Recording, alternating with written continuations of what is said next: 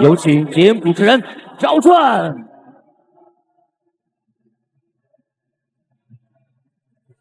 谢谢现场的观众朋友们，谢谢大家。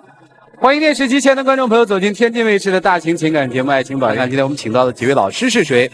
他们是著名的节目主持人周群老师，欢迎周老师。大家的老朋友，来自华谊嘉信的高级副总裁曲伟老师，欢迎。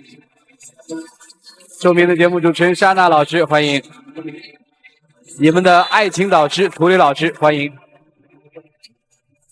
来了解一下今天第一对嘉宾的基本情况，各位请看。我们俩已经认识3年了，这3年一路走来，有过欢笑，有过烦恼。要让我用1个字来形容这3年的感觉，那就是累。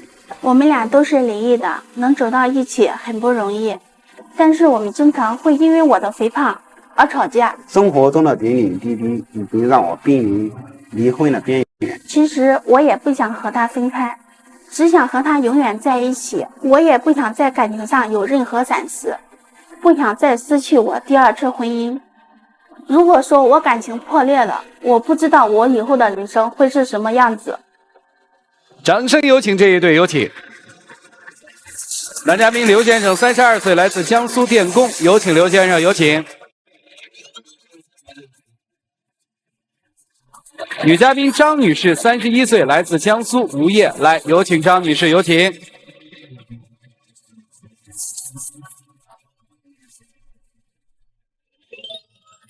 欢迎您啊，您是再婚是不是？对。对，您呢？我也是的，也是啊。第1次婚姻是为什么失败的呀？就因为前夫出轨。您呢？我呢，他比较花心嘛，他老是骗我。你们俩等于在第1段婚姻里都遭遇了背叛，是这意思吧？差不多吧。结婚多久了？有2年多了吧，认识有3年了。今天来干嘛呀？就因为他变了，以前还都特别的关心我，现在也不关心我了，也不问我的事情了。平时他加班也不回来，要么就是很晚才回来。您多重啊？方便问吗？300多斤。300多斤啊！体重大了对身体不太好吧？血压有点高，还有血糖还高一点。就是吧，我有时上2楼都喘不过来气，晚上睡觉的时候吧，就是有时都憋醒，特别的难受。有时晚上我也不敢睡觉，怕喘气喘不过来，然后就反正就是明白了，就是没上来，怕那一口气儿是吧？对啊。这是一种担心，是不是？对啊。您嫁给他的时候就是这个体重吗？不是，200多斤吧。那就是说，嫁了他2年还挺幸福的，长了100多斤是这意思吧？是因为夫人的这个体重一天天的渐大，所以你变了吗？我感觉我没有变。但是他说你经常加班是吧？对，经常加班，要么还不回来。这个嘛，是因为公司离家比较远嘛，路上有一块堵车嘛，有时候加班加晚了，我就在厂里睡了嘛。过去不这样吧？过去不这样，过去要么就是加一下班，他就给我打个电话，要么就给我发个短信。现在打电话发短信也不给我发了，也不跟我说一下。因为他老是休息不好嘛，我加班加晚了，我怕给他打电话影响他休息嘛。那你觉得他是因为你发胖了，所以他才这样的，还是别的原因？就是因为我胖了，他好像有点烦我了吧？有时我给他说话，他也不理我，还动不动给我发脾气。让他减肥他不减嘛，他平时他也不运动。我也减肥了呀，可是也不是1天2天就减下来的呀。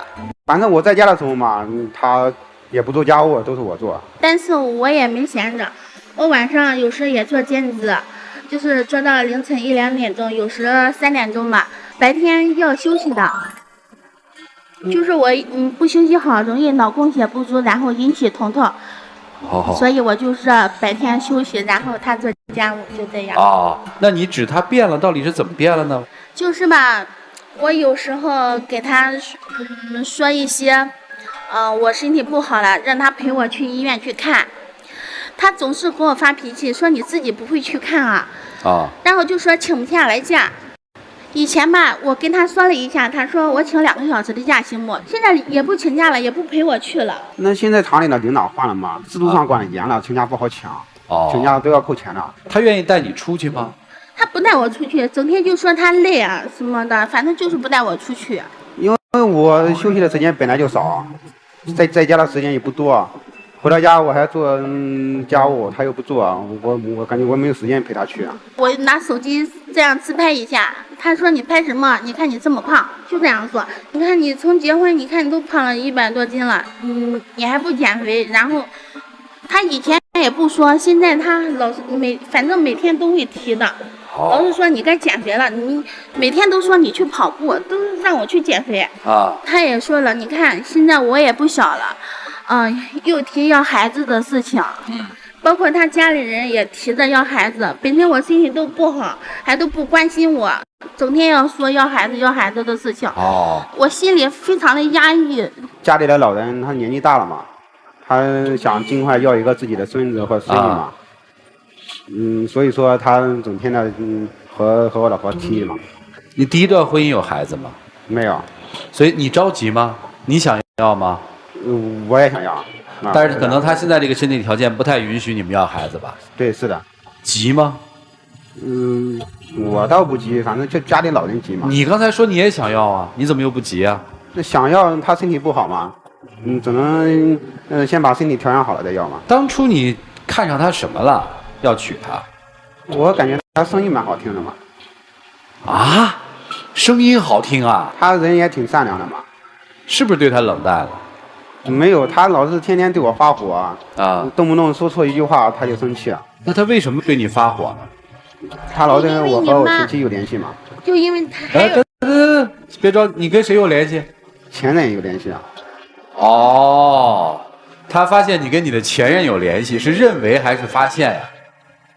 发现啊。为什么联系啊？他突然间上我们公司来找我的，说他身体不好，需要让我借他一点钱嘛。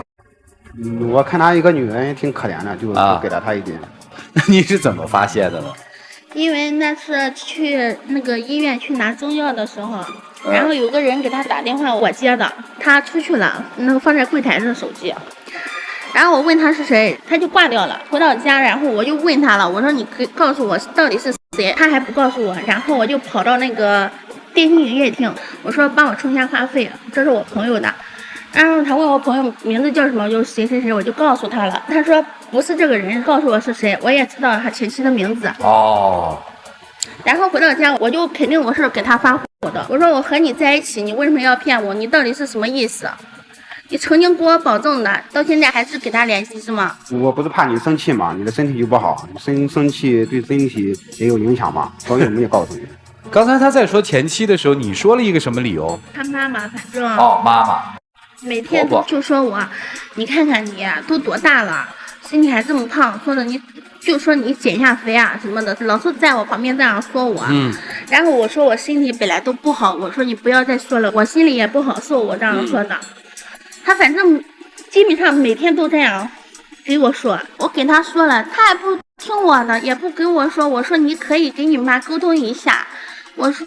我跟他说，他还说他累，你别跟我说这些事情，他还这样跟我说。我妈她说话也可能方式也不太好，所以说我也不知道怎么说，我妈妈也不知道怎么说老婆嘛。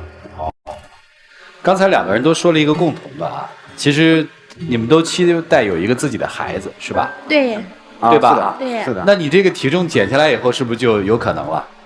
对，就困在这个困境当中了，应该怎么办呢？我们听听老师们的建议，一起进入丘比特问卷。来，周老师。我觉得这种困窘不仅仅是因为他身材的变化，然后身体的状况，还因为他的整个状态，其实在婚姻里是不积极的，是非常懈怠的。无论怎么样，一个人的精神状态是非常重要的。如果你现在拿出300多斤的体重，然后告诉你的婆婆，我就这样了，我身体就这样，我不舒服，我很难减下来，我觉得这都不是理由。因为你不仅仅是和这个先生在生活，你还要和这个社会和这个2个家庭一起共处。在很多时候，一个人管理不好自己的身体的话，其实他是管理不好自己生活的。所以一切都是借口。如果不是医生判定了说你一定减不下来，你这个身体就是这样了，我觉得任何身体状况都是可以改变的。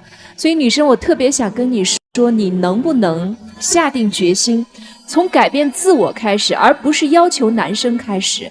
如果你可以改变，从300多斤减到200斤，然后到150斤，到最后120或者100斤，我相信一切都会改变了。我不说男生怎么样，我觉得女孩你反省，你改变好吗？好，谢谢。来，曲总，我觉得你们俩之间的问题最核心的是在于你，而不是在于你的外在体型，而在于你内心的自卑。每个人都会自卑。再优秀的人，如果他对比的对方是比自己强大，他也会自卑。自卑不可怕，但我们要先找到自卑的原因是什么。自卑有几种原因，比如说我曾经受到过挫折，比如我对自己就认识不足，老想我自己的缺点，消极的人也会自卑，生理上的缺陷也会自卑，可能你就属于后者。但是所有的这些自卑，我说的几点都不是原因，都不是本质，它是有相关性。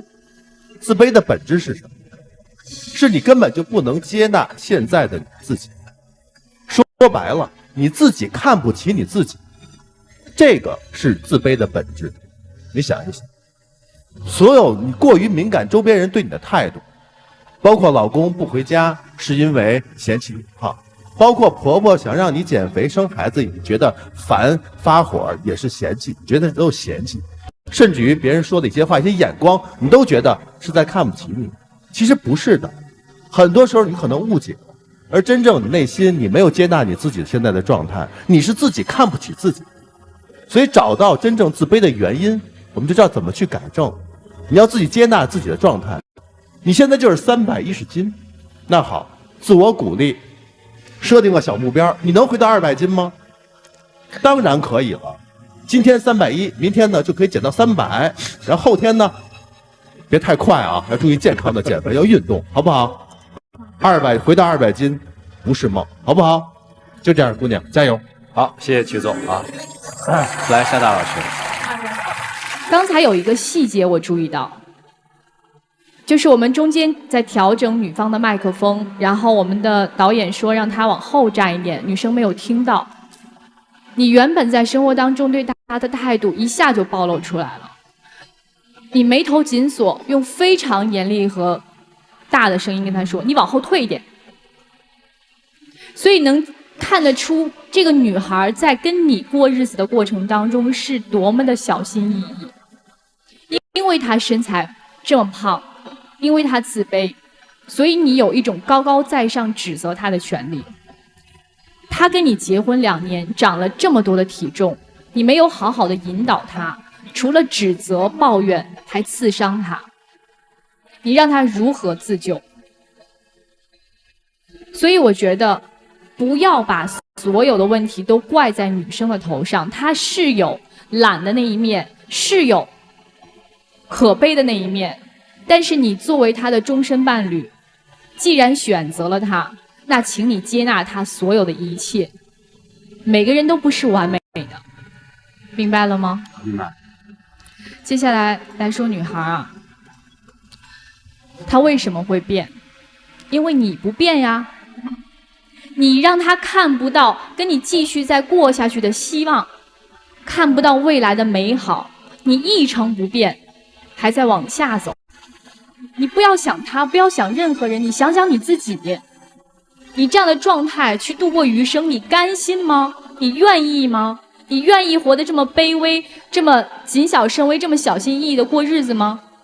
如果不愿意的话，就马上改变，好吧？好的。好，谢谢。好，谢谢山大老师。来，胡老师。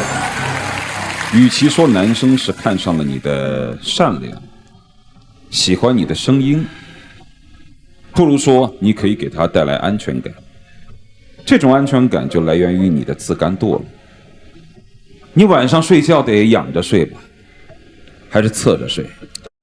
你一旦压着的话，一口气上不来，你会走的，你知道吗？你非常清楚自己的现状，但你却无从改变。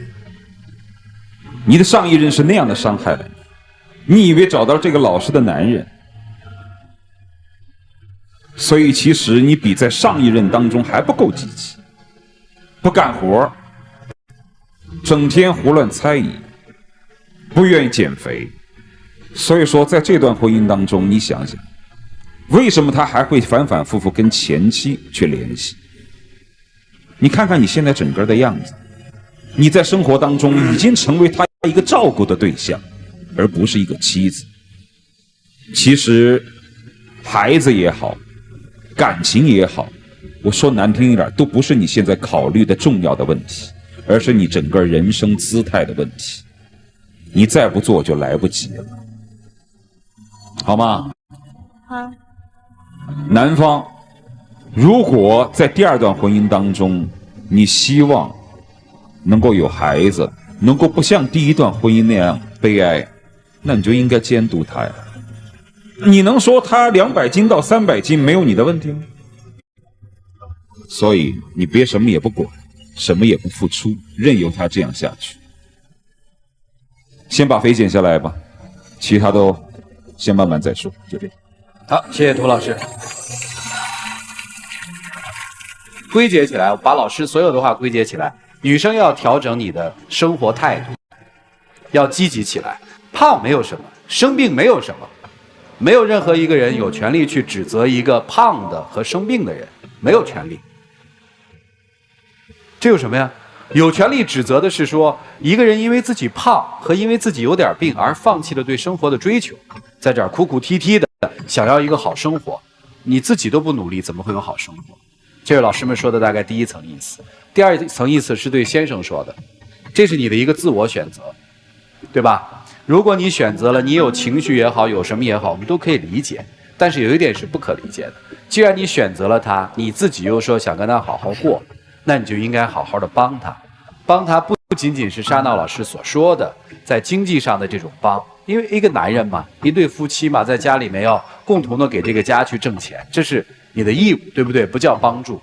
那你要在心理上去帮他，你们要共同面对这个难。所以最后的结论，女生，如果你想开心的生活，麻烦你像老师们说的积极起来，生活是你的。男生，如果你不想活得这么苦闷，你也积极起来，跟他共同面对。如果你实在说我不能面对，我想逃跑，那你就早做决定，而不是这样跟前妻还有联系，对吧？跟现任的妻子你又对他不闻不问，那两个人生活都会非常的痛苦，最后就是悲剧。好了，接下来的时间属于你们自己，一起进入真情60秒。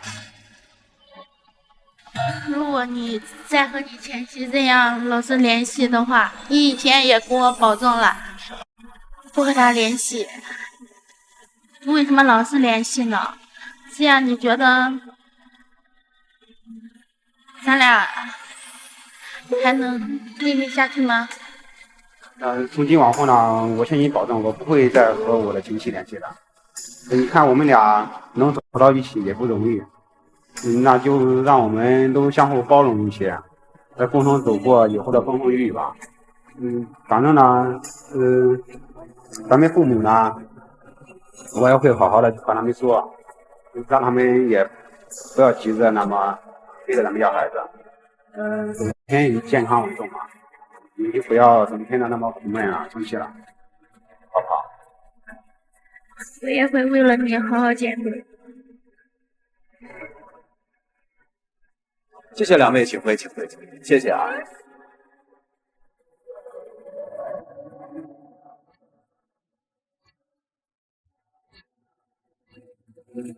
来，请关门。下面我们来了解一下这对嘉宾朋友自己的选择是什么，请开门。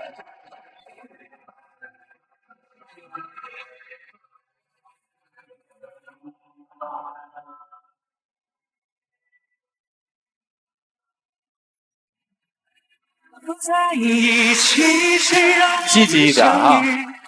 以后的日子我们一起相依，我会牵着你，我会纵容你，谁要欺负你，我就站出保护你。来，有请我们的小话筒，有请。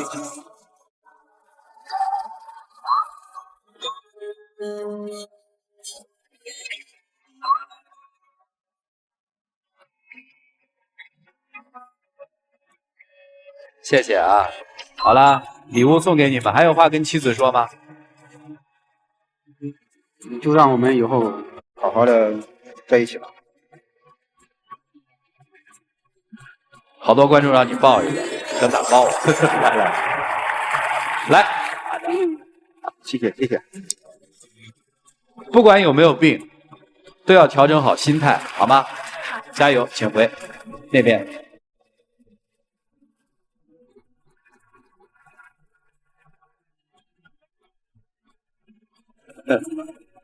你用什么样的态度面对生活，生活就还给你什么样的状态。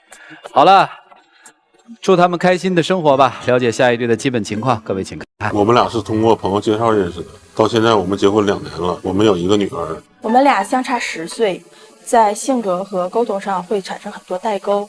她总是对我疑神疑鬼，对我百般猜疑，无论我怎么解释，她都不听。在经济上，他总是跟我斤斤计较，一点也不像个男人。我们的消费观念也不同，难免会产生一些矛盾。我的做法永远得不到他的支持和理解，得到最多的是指责和埋怨。我真的和他过不下去了。掌声有请这一对，有请。男嘉宾董先生，39岁，来自辽宁，公司职员，有请董先生，有请。女嘉宾刘女士，29岁，来自黑龙江，自由职业，来，有请刘女士，有请。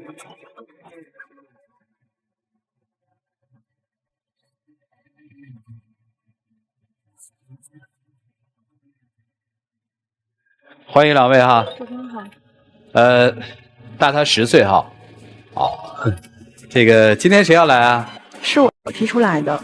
他工作经常是很晚才回到家啊，然后平时都会因为一些小的事情跟我斤斤计较。他经常因为我是做销售工作的，所以说工作上方面上应酬很多，有时候可能去谈客户，会很晚才能回家。经常性的，他也不是偶尔一个人在家带孩子，孩子生病了，有的时候还要一个人带孩子去医院。还有他这个计较，真是让我真的很难去接受。比方说啊，我们去购物买衣服，我相中的他全都不让我买，就是可能我们的审美观点不一样吧。啊，所以说我相中的东西他都看不上，然后他选的东西我也看不上啊，最后就这样吵吵闹闹，回家什么都没买成，就经常这样事儿的。他经常会买一些这种露背的衣服啊，或者是很暴露的这种衣服。本身我们都是比较传统的生活，所以说看上去就是包括父母看上去也不是很体面。还有平时他下班回家什么都不帮我做，我平时带孩子本身很辛苦，然后他主要是不帮做也就算了，然后回家支持我，帮我递杯水呀，帮我拿这呀，拿那。明白，就是不干家务还做大爷是吧？这也是偶尔，因为本身吧，我是做销售工作，在工作呢，可能工作压力也比较大啊。有时候回家可能会也会忙于工作一些思考一些工作上的问题，所以说可能说在这个家务方面呢，可能做的比较少。但是周六周日休息的时候呢，我也会偶尔做一些家务。哦，您是不是基本上就周六周日在家呀？对，有时候我可能老出差，或者是忙于工作吧。所以说，他认为我只是偶尔支持一下你，其实他是偶尔回家，对吧？因为是偶尔回家，但是你回家就支持人，所以人家就觉得经常性的了，是这意思吧？啊，还有别的吗？还有一些就是说，他的工资卡是他自己有掌管，然后我每个月会有对，然后我会有一张信用卡，这张信用卡我平时给孩子的花销、家里的花销都会用这张信用卡。然后每个月还款的时候，他会质问我：“你这些钱都花到哪里去了？哦，你这些钱都干什么了？”你说我本身就是一天忙活照顾家，你说我哪能一一给他说出来？然后就很不乐意，就是这些钱花多了花少了，他都会就是指责我。嗨，弄个账单不就得了吗？但是每天照顾孩子就是很难，我这个人也孩子多大？孩子1岁半。哦，1岁半。啊，这个没工作哈，你没出去是因为有孩子，所以。对，是这样的。哦，现在照顾孩子等于。对。你这就不好了吧？因为每次吧，我回家的时候，我都看到很多快件堆在家里，我说这都是什么东西？然后呢，我就想问他一下，管他要下账单，他也不让我看。买了很多东西，每个月信用卡都刷爆了。是刷爆是说刷的还不起了，还是你觉得？没有，就只是已经刷到就是透支额最大限度，然后每个月我还得到月底我得去还款。这么说吧，是不是这个入不敷出了？现在有点。那都不至于。你知道他一个月挣多少钱吗？我不清楚。你知道你们家庭一个月开销是多少钱吗？大约得1万多左右吧。合理吗？相对来说，让你管这1万块钱，是不是也就这样了？不是这样的啊。那你管钱是多少钱？因为我感觉一个家庭正常的，如果是支出的话，大约在5000块钱左右。那你不能想象啊，你得了解生活。他总认为我买的东西都太贵，然后就是他选的东西我又看不上，他总是就觉得我败家。有的时候挺过分的。啊，挺过分。举个例子吧。上回家里水壶坏了。完事呢，我就在那个苏宁电器看见一个，就是大约500多块钱的，我说你买这个吧。后来呢，我就没再追问他。完事等那个快递到的时候，我一看发票1000多块钱一个水壶。哦，我感觉有点太超值了。我就认为就是东西这个，尤其是家用电器嘛，它是1分钱1分货的，它肯定有它的那个价值所在。毕竟，如果说你买个便宜的，然后没有多久又坏掉了，你再去花钱购买也是一样的啊。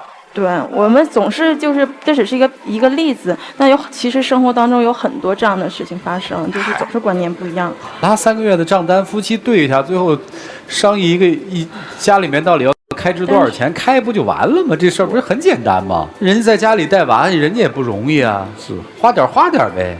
我觉得不是什么大事儿，就我看来不是什么大事，但是可能你心里面也不舒服，您心里肯定也不舒服。我在外面苦成这样，你不能给我省点吗？你心里也不舒服。我在家里我带孩子，我也不容易，我也没花给别人，对吧？对，我给家里添的，你干嘛那么抠门？去慢慢一会儿老师会教你们方法的。还有别的吗？还有就是我有一次父母来看病哈，父母看病，对，然后我是有一个人，就全程都是我一个人，然后他就是去医院之后就问我，你哥怎么没来呢？这钱都谁拿的呀？就会问我这些问题，我就心里挺难受的。其实这个他可能有点误会了，因为我想什么呢？他父母来看病的话，起码说他父母住了一段时间院，作为一个儿子来说，起码说你应该去来，不管是工作再忙的话，你也应该来看看父母。我是这个意思。但是他们都在外地，他们也来不了啊，都是在外地。再说平时我的父母都是我哥和我嫂子在照顾嘛。我也知道，所以说我就想，我觉得再说孝敬老人都是我们做儿女应该做的。这个孝敬父母我倒是很认可，但是说你作为一个儿子来说，父母住了很长时间一段院，你说你再工作再忙的话，你也应该来看一看。觉得父母养我们不容易，我就觉得他不应该这么去做。他只是说了一下，还是说连钱都没给？我就很伤心，你知道吗？一说到这个问题，因为嫁一个人，我就觉得你应该接受我的一切，你不应该挑剔这些问题。如果在其他的问题上提出来，我能理解，但是对于父母这块，我心里真的挺难过的。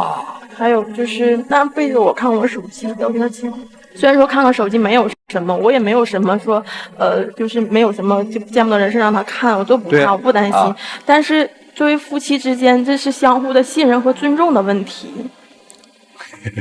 看手机干什么？这个我解释一下吧。因为每个月可能开销太大，我想看看账单到底明细是什么。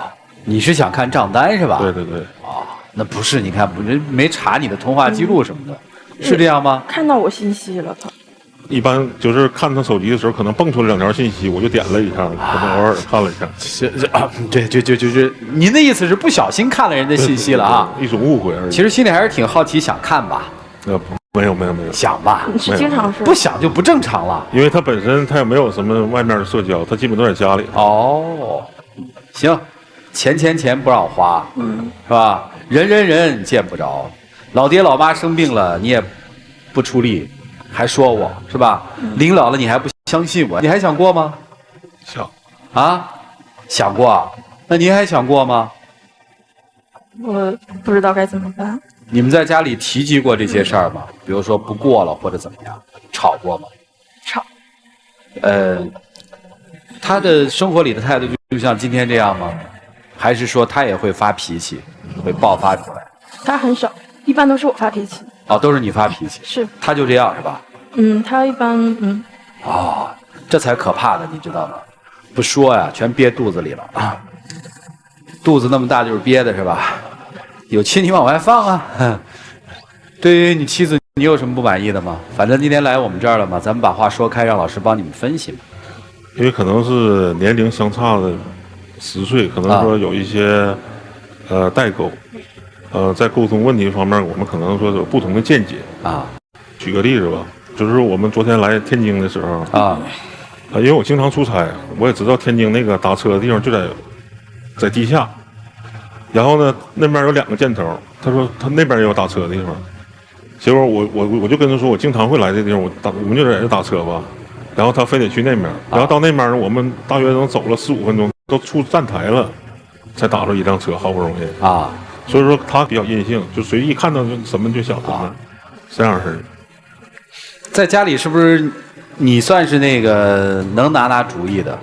至少表面看起来能拿主意的。但是最后全都会被他否掉。哦，全被他否掉啊。对。这个当初为什么嫁给他呀？喜欢他什么呀？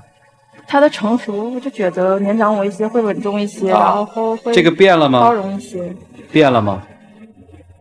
但是他这个计较是在婚后才体现出来的，以前不知道。这段婚姻听到的全都是琐事儿，但是你把这些琐事儿斗起来的时候，正好发现是一个完整婚姻的一个拼图。这个冲突可能各家各户都有，我们听听老师们怎么帮你们分析吧。一起进入丘比特问卷。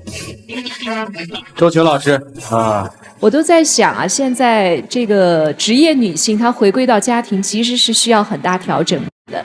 这种心理上的调整，包括其实生理上都在调整，因为她一下从一个忙碌的社会人状态，进入了一个家庭里，只围着孩子和你转。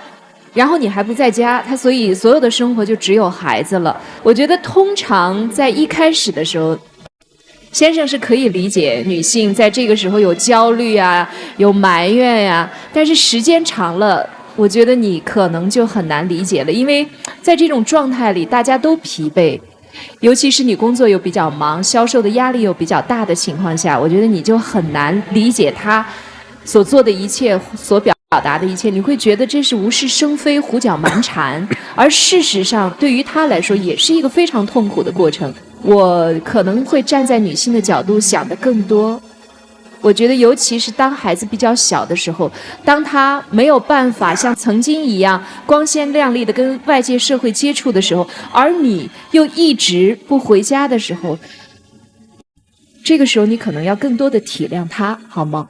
谢谢。好，谢谢周群老师。来，曲总，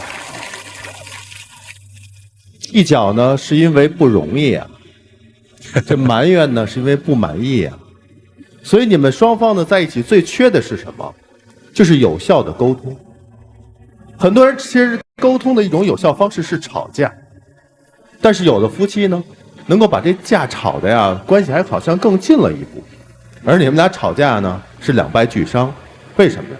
没吵到点儿上。所以说呢，给你们的建议啊特别简单，学会吵架，学会发脾气。女生一定要记住啊，当你生气的时候，你可以表达你的生气，但不能用这种生气的去表达。记住啊，表达情绪，但不要带情绪表达。这点说清楚这件事儿。各自都有压力，可能不能理解，通过分享沟通，全部都能理解了，这日子过得多好啊，对不对？好不好？好，谢谢。要会吵架，好吗？就这样，谢谢曲总。老师，来，沙达老师。二位好啊，就是我们无数次在这个舞台上提到一点，就是女性做全职太太在家有多么的辛苦。有很多人会觉得我们女人每天无病呻吟，你就带个孩子，你能有多累？你一天什么都不用干，不用你出去闯天地，不用你挣钱，你没有经济的压力，你带孩子有多累？很简单，您回家带2天孩子，试一试，24小时。我毫不夸张地说，也非常自惭形秽地说，我每一次出来工作录节目，都是我自己给自己在放假。所以有这样一个对比，我也能明白，就是您为什么经常不回家，其实就是在逃避麻烦。孩子1岁半，正是吵闹、哭闹、要人、烦人的时候。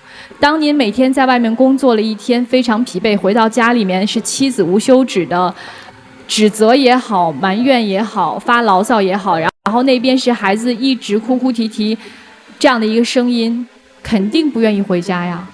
可是这就是您的生活，这就是您的人生。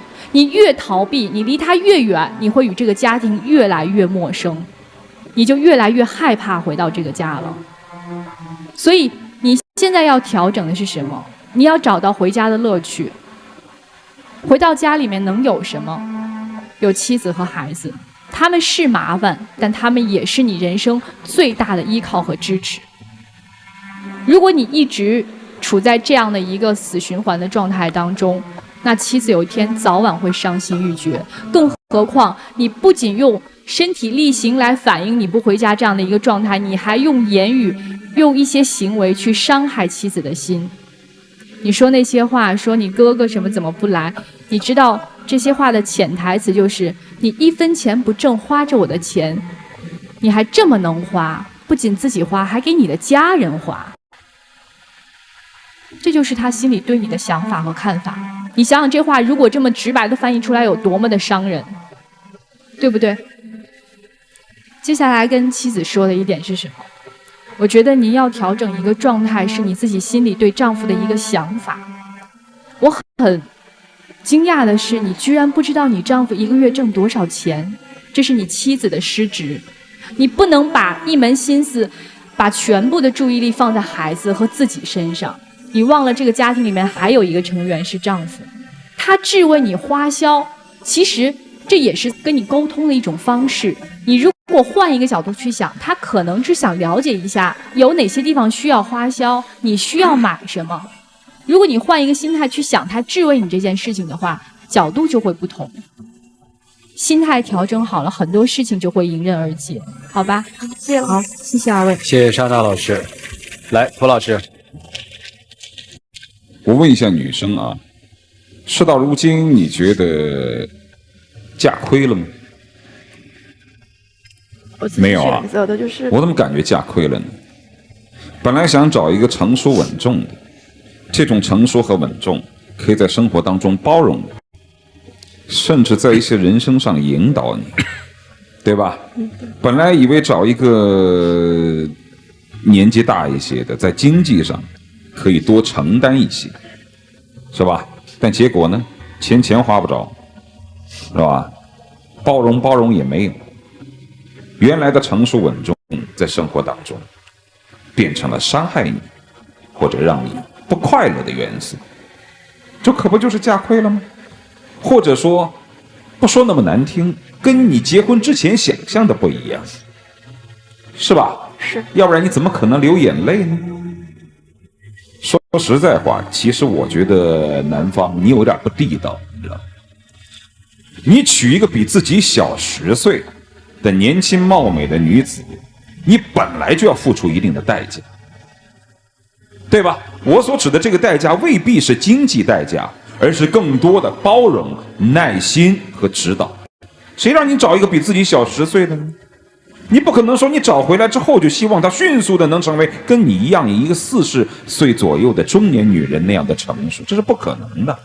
你在曾经享受过她的简单，享受过她的青春，享受过她的天真的同时，你又希望她变得老成起来，这怎么可能呢？好事都让你给占了。每次在主持婚礼的时候，最讨厌听的话就是男人说，我负责挣钱养家，你负责美貌如花就可以了。如果你相信了这种话的话，你真的不工作2-3个月你试试看。没有哪个男人心甘情愿的愿意去养女人，在这个世界上也只有10%的男人能够独立的支撑家庭的经济责任，因为谁都不是傻子，谁都不想自己累死，对方闲死，因为那不符合按劳分配的原则，所以久而久之都会出问题。你还是要找工作。是的。有些事情，一个当师傅，一个当徒弟，指导着来，好不好？好，谢谢涂老师。好好过吧，榴莲。好，谢谢涂老师。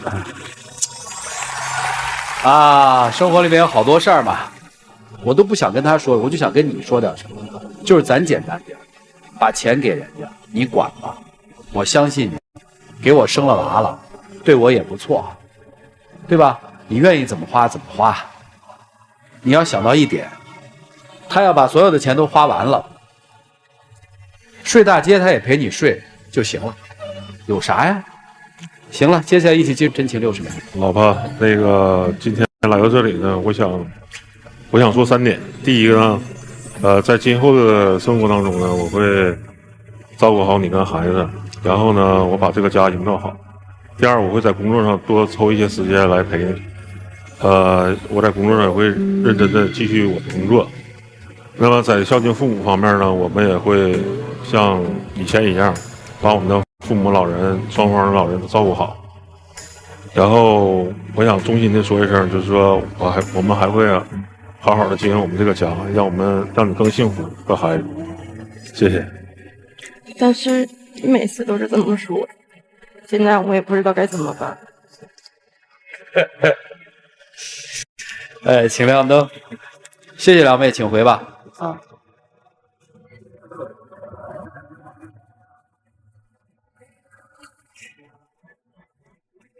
请关门，来了解一下这对嘉宾朋友自己的选择，请开门。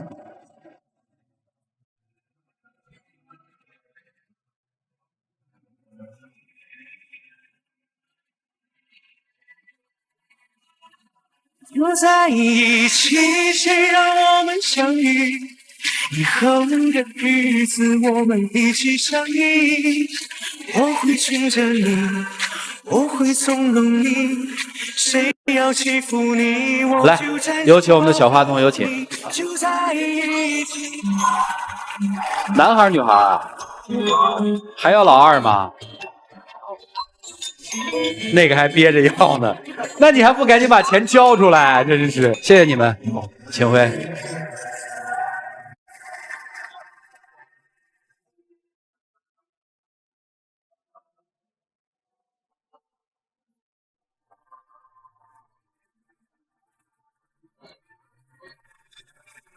细节啊，细节特别说明问题。后来突然想明白了，这两口子来这儿其实就是要为了争夺家庭的管理权和主导权的。我递礼物的时候，女生手上来了，老公一把拿走了。你从一个细节就能看出来，两个人其实都想让这个家庭好，谁来做主导？其实咱们就按老规矩和老原则办，谁在这个家庭里面待的时间久，管理时间长，就让他去做这个家里航船的掌舵人吧。没错。接下来让我们一起进入到京云中央厨房爱情保鲜剂。有网友提问说，我今年25了，家里只有妈妈和弟弟都在内蒙古，而我在武汉读的大学，男朋友也在武汉，谈了快5年了，都见过双方父母，可是我母亲不同意我嫁过去，觉得远，怕日后被欺负，也不能长时间照顾她。男朋友过完年来我家，被妈妈骂了，他说想留在我们家这里工作，我妈还是不同意。后来先回了武汉，现在他想和我分手了，觉得我在他和妈妈之间左右为难，都舍不得，都放不下，他们对我来说都很重要，我不知道该怎么做了。其实能看得出来，您的妈妈并不是不同意你嫁去武汉，而是不同意你嫁给他。我相信您的男朋友也是看穿了这一点，所以才要想分手。我建议您先和妈妈好好的沟通一下，问一问妈妈到底顾虑她的哪一点不同意你和她结婚，考虑清楚了妈妈在意哪一点，才好有针对性的去打消妈妈的顾虑。祝你幸福。下期节目再见，谢谢大家。